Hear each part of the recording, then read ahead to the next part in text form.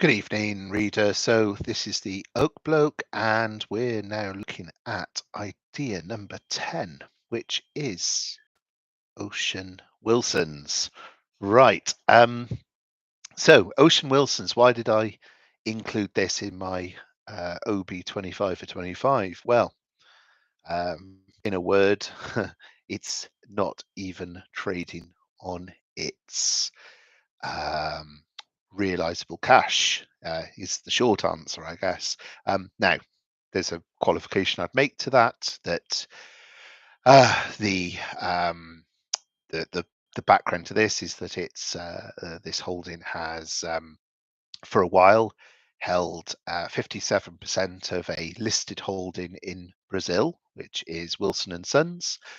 Wilson and Sons has some really interesting assets that are um, based in Brazil, southern Brazil, which kind of makes them sound like not a very strategic location. So they're not near uh, Rio or Sao Paulo. You know, they're further south than that, um, but they are located near to Argentina and Uruguay, and the geography of Uruguay and of Argentina is that they are uh, on the River Plate. So in fact, let's just move this little map across here. So yeah, the port is by here. Buenos Aires is here. Montevideo is here. This is a very wealthy South American country. The Monaco of South America, I think it's called. Buenos Aires. Argentina was up until quite recently a bit of a basket case economy, but has been going great guns since Milei took charge and took his various departments that were stickered to a sticky board and went afuera, afuera. You know, he's basically chuck them in the bin, chuck them in the bin. So it's excuse me, got rid of um, lots of government spending, kind of a little bit like what Musk and Trump and Doge is all about in the US. That Millet has kind of he's the poster child. He's done all of that. He's actually brought the Argentinian economy back into surplus. So from 120 years of budget deficits, it's now back into surplus. That unemployed, well, I think it's fair to say unemployment's taken a hit and gone up, but inflation is down, and this is a basket case economy where inflation was perhaps one of the highest in the world, maybe number two to Zimbabwe. That they've really turned the economy around. But this river here and this inlet here, this is very shallow water. You can't send deep boats in. Uh, Therefore, the Wilson Sons port, which is somewhere up by here, is strategically important because a lot of the goods to be shipped from these two countries have to go through Brazil, have to go through a Brazilian port, which is where Wilson Sons comes in.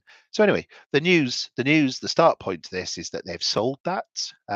They've sold it for 1750 Brazilian reals, um, which was below the $20 20 Brazilian reals price that was speculated upon. Now these obviously I'm quoting GBP exchange rates, which were true at the time. Um, you know, one of the things to point out, as with any overseas listed asset, that exchange rates are constantly moving, as hopefully you don't need to tell you that. But you know, obviously the Brazilian real, and this is against the US dollar. The settlement next year will, as I understand it, be in US dollars. But the Brazilian real has been dropping versus the dollar. So in other words, they're you know that it's an unfavourable trade. There was a harumph who you know was sort of talking about this, and obviously I didn't explicitly say that. You know, I don't teach you to suck eggs. Um, just because I don't explicitly say something doesn't mean you know, it's not for me to take everything into account to tell you to suck eggs. But there we go. It's but yeah, it's sale of an asset that at the time of writing was worth 1695 less costs. Now, the you know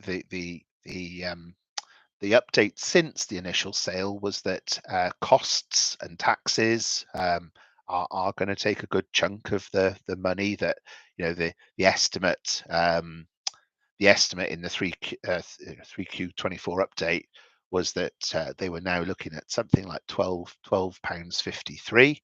Um, but we're talking of a share that is sort of trading at barely above that, barely above that. So this chunk of money is due to come through now.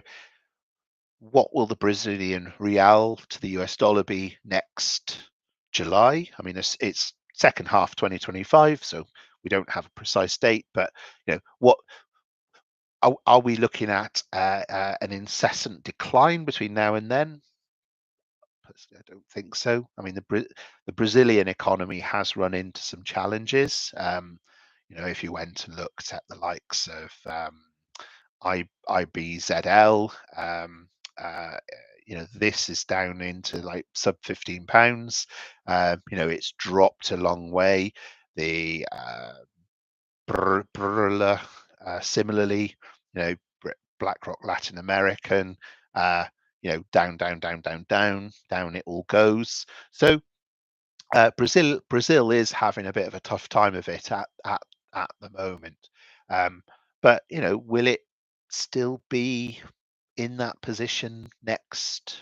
In 8 months, 7, 8+ months time? Who's to say? You you can pontificate on what the exchange rate might be, will be, but yeah, at some point, some cash is going to come through, and ultimately, if the deal doesn't make sense anymore because of exchange rates, well, maybe the deal falls through. If that were to happen, um, Wilsons and Sons is a very successful business. There's nothing wrong with so it's these guys here. If we just go and quickly have a look at their let me actually go backwards one, go straight to investor relations. So if we have a look at their yeah if we have a look at their latest results, so that this is Brazilian reals, but we're talking 767 of net revenue, and 400 million EBITDA. So an EBITDA margin of over 50%. Now that's a pretty good business. Net profit of yeah, 25 20 over 25% net profit margin. I mean, that's pretty good. That is pretty good. So, this pontificator is saying, oh, well, there's no chance that somebody else won't come along and buy it. What, when you're seeing numbers like that, nobody else is going to be interested in an asset that's on that's for sale on the cheap? Well, you can have, anybody can have an opinion, of course. If so yeah, look, it's yeah, I think if we look at the latest presentation, which is this. Now, as I say, this is an asset that's been sold, so it's academic to be looking at it in some ways. But yeah, certainly when you look at the, so these are the, these are the two container terminals. They've got a third one here. We can see the growing a bit, improved safety performance. the various different marine services that they provide. So as well as the terminals, there's towage and logistics and support vessels. So they're involved very heavily with offshore oil, which, as you can imagine, is um, is a big business. I think the Brazilian oil production. I read this recently. It's pretty. I mean, I think it's 3 million barrels a day, something like that, or maybe more than that, 7 million barrels a day. It's into the many millions of barrels per day of oil, and quite a lot of that is offshore. So some really big drivers around this. And actually, when you value Wilson and Sons versus other countries and other ports, it compares very favorably. Um, so yeah, look, I mean, if it sells, it sells. If it doesn't sell, I'm pretty relaxed because it's a fantastic asset. It always has been a bit of a strange animal for Ocean Wilsons, because obviously it's a even though it's a listed asset, it's a majority holding, and it's a funny, Brazil as a jurisdiction is not sort of a commonly traded jurisdiction, shall we say? So it's sort of semi-liquid in because of the size of its holding and where it is. But yeah, you can see here, the favorable um, favorable movements. And I've been looking at these presentations over a number of years, and they always seem to increase year on year on year on year. So haven't looked at this one actually, and but there it all is, continuing very favorably. But anyway, you know maybe these numbers are going to vary slightly because of FX. It's possible. Um, but I'm not in control of that, and who knows what the FX rate will be come next year in the second half of 2025. So this person doesn't know, I don't know. You can only just make a supposition. But let's say this is the number, 1253. That's pretty cheap to get this business that's generating, remember, this business that's generating above 25% net profit and above 50% EBITDA, where everything is growing, where the price, the earnings growth is substantial, and it has a good solid runway ahead of it over years to come. So yeah, you can denigrate the value of this, but I don't think you can denigrate it too much, because it's a solid asset. There's no two ways to talk about it than that. But anyway, let's kind of then sort of say, well, uh, let's kind of move on to the next part. So what you also get with this share is what was at the end of Q3 £6.98 of listed well, some listed, some private holdings. So when you add together, so this kind of was the how the land looked before that. It was on a sort of near 50% discount. That post the change that oh, and sorry, yes, one other thing to add is that another thing to add is that until the deal goes through, that dividends will still flow through from Wilson Sons. Will still flow through from Wilson Sons. So we've got cash, we've got dividends from Wilsons, and again, these are not nailed on. I mean, they could vary. We've got the returns from the investment portfolio. We've got the cash from Wilsons.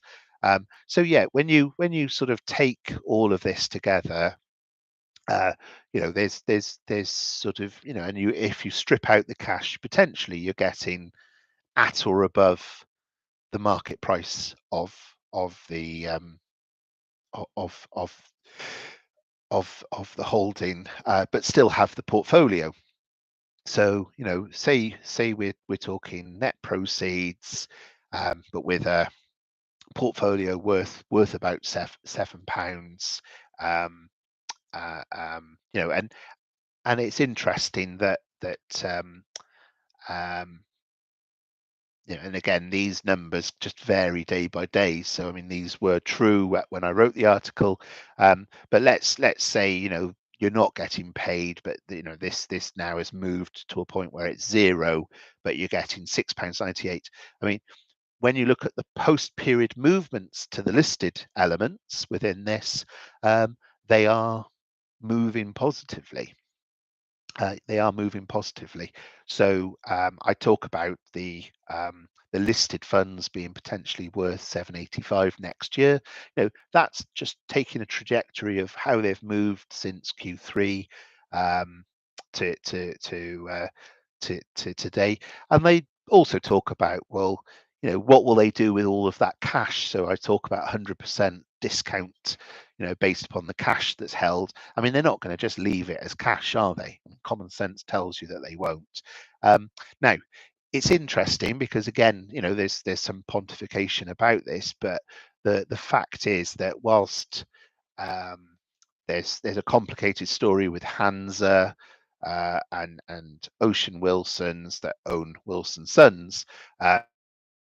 But actually, when we look at who owns Ocean Wilsons, well, Hansa own Ocean Wilsons. They own part. So if we take this, Hansa, so Hansa being the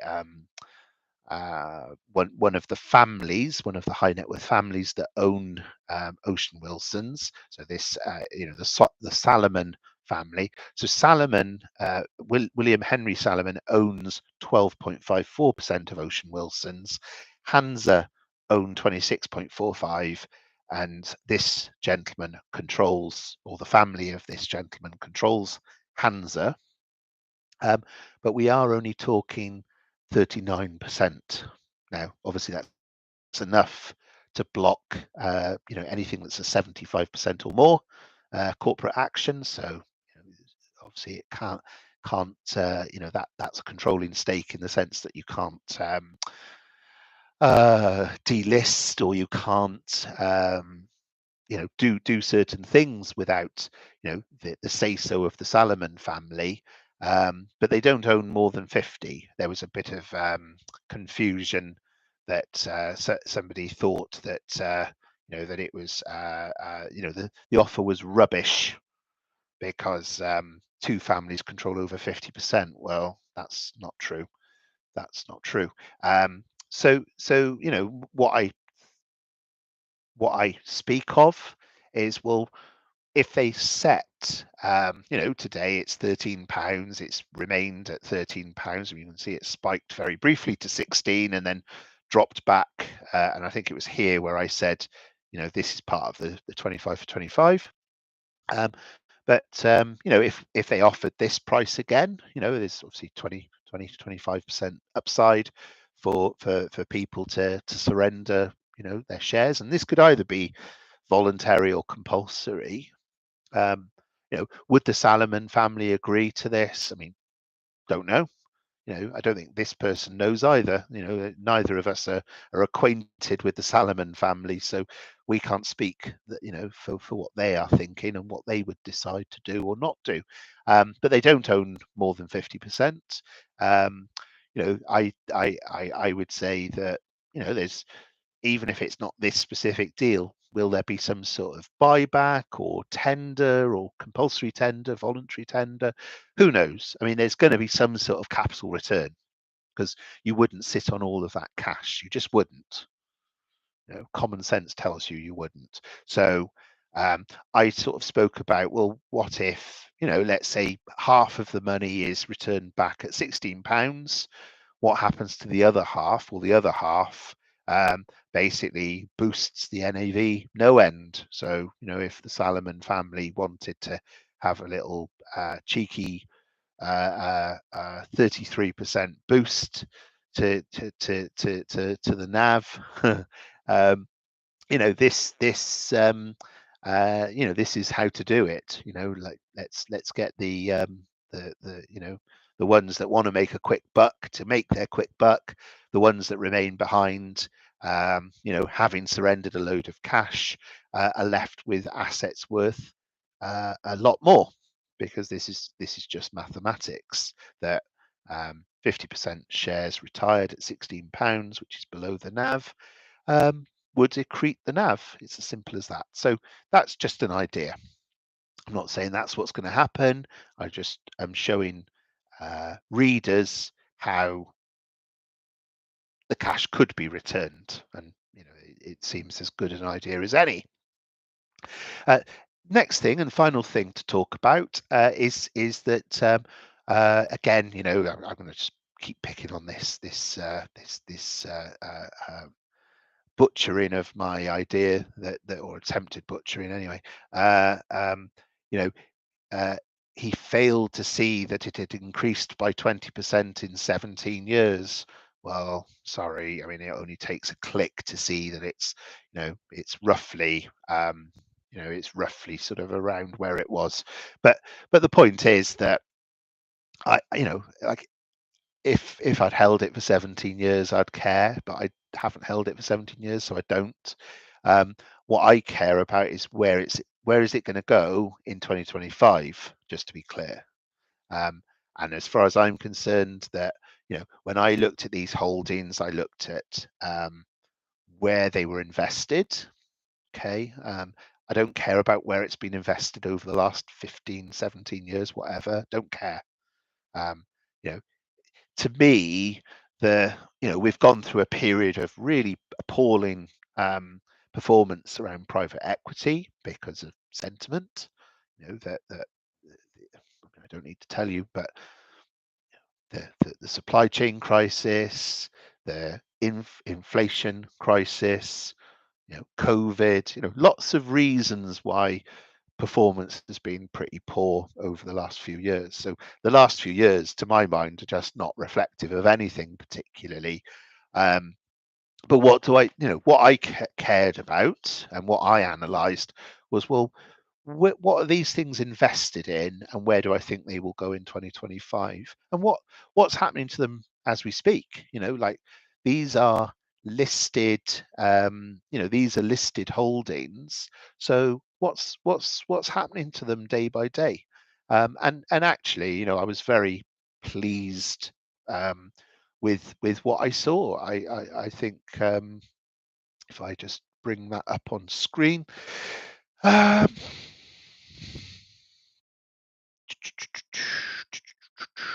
where is it? Sorry,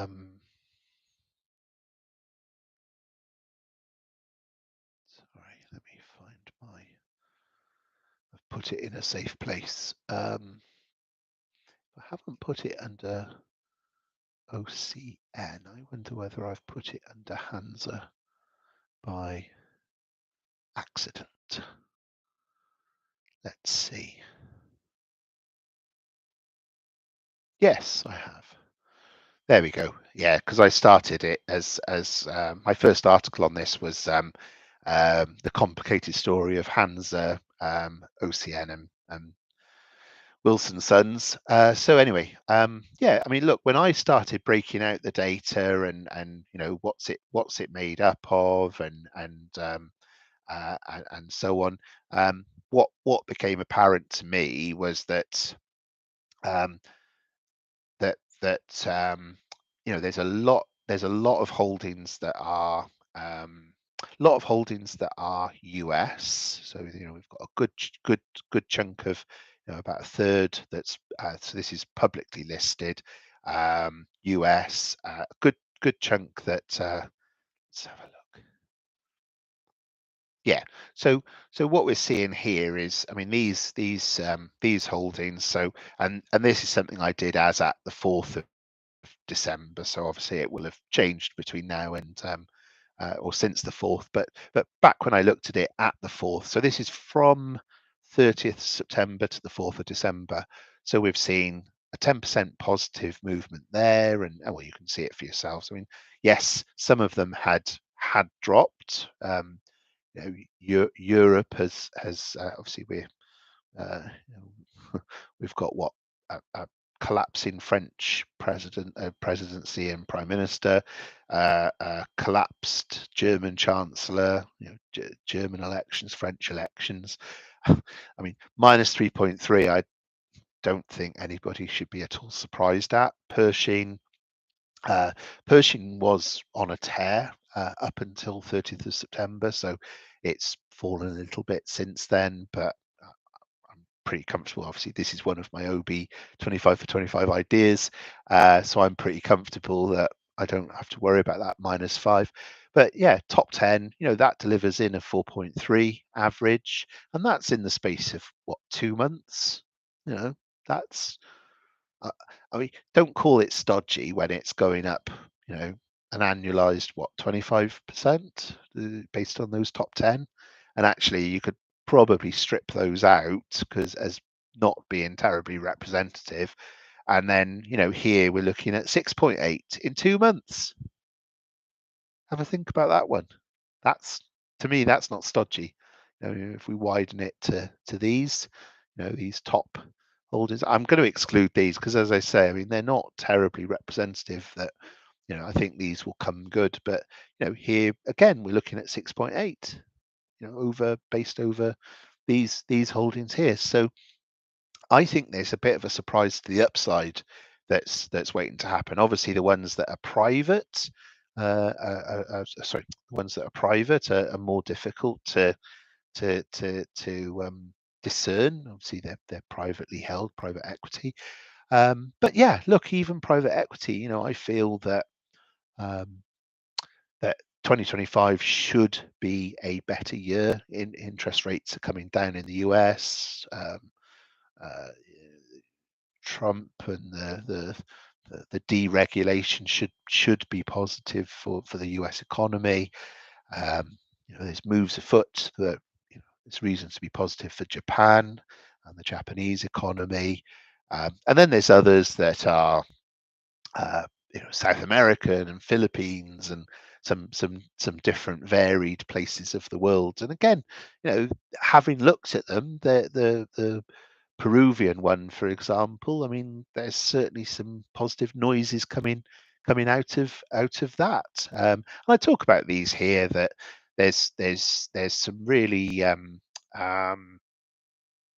yeah, I think, reasons to feel quite optimistic about this portfolio, that it's obviously had a bad write up and is kind of been looked at in a rather negative way, but not being funny. I mean, who would access and be able to access funds like Findlay Park, you know, were you not investing via Ocean Wilson's? I just don't think um, one of the, I think, arguments given by I forget who, maybe Edison possibly, that this gives you access into a portfolio of investments that you wouldn't otherwise be able to access, and it's true. That things like the Nexus Group in Peru and these companies that it has investment into. Um, I, I just don't think you would otherwise get that sort of access. But also, you wouldn't associate AI with Ocean Wilson's. But again, there's some interesting um, some interesting holdings around that as well. So what we see is if we compare period to period as well, was the next thing that that the public portfolio is growing strongly, that these private portfolios have been weak, but have been in a weak environment, high interest environment and high interest rates, with highly geared private equity, private equity is always going to do worse in a high interest environment, or typically, maybe not always, but typically do worse. So again, not altogether a surprise, but could these now surprise, now the wind is changing?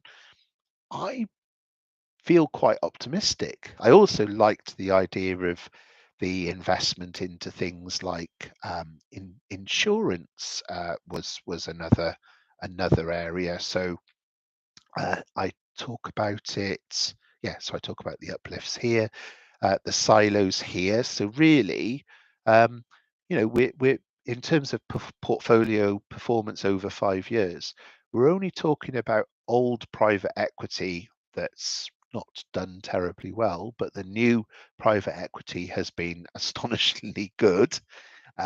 We're talking about theme sectors. I mean, this is delivering in what, 11, 12% a year over 5 years, over the last 5 years.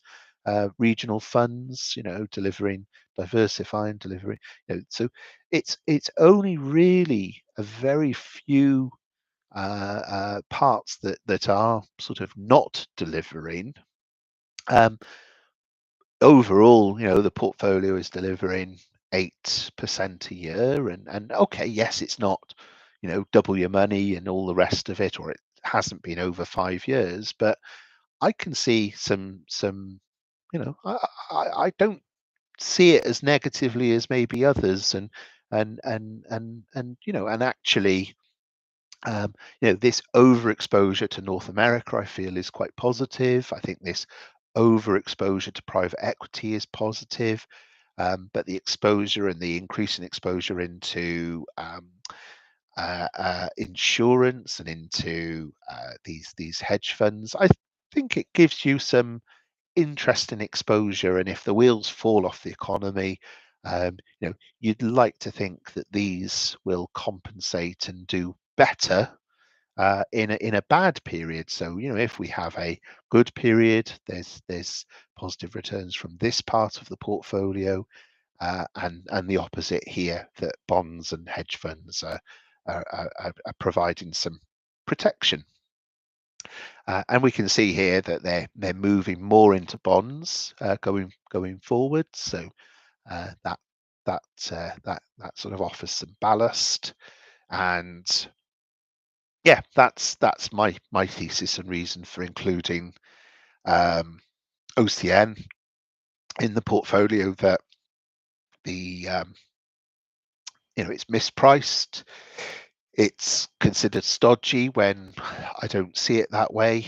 The evidence isn't there for it to be such. I mean, is there some risk around FX? Yes, but that's true of any asset that's overseas listed. So yeah, it to me it offers some diversification. Is a big reason for including it as well. Hope that's been useful. Just thank you so much to the now 73 people that have contributed. So please do join these 73 if you're watching this and haven't. This is the work I'm doing is solely to support these guys, and Emmaus is a charity for the ex-homeless that puts a roof over their heads, gives them work. They, as part of living in an Emmaus property, is that they're expected to work. They don't just sort of get a free handout. They up. We can help them in that work, and it's life changing for those people that you're helping. So look, to all of these people that have contributed, thank you so much. Please, we're so close now. We're getting really close to the target. Really would like to get there. I'll keep talking about it until and I'm not going to charge a subscription. I'll keep writing, but in return, I ask for your support. Help me to help them. All right. So look, thank you for your time, and cheerio for now.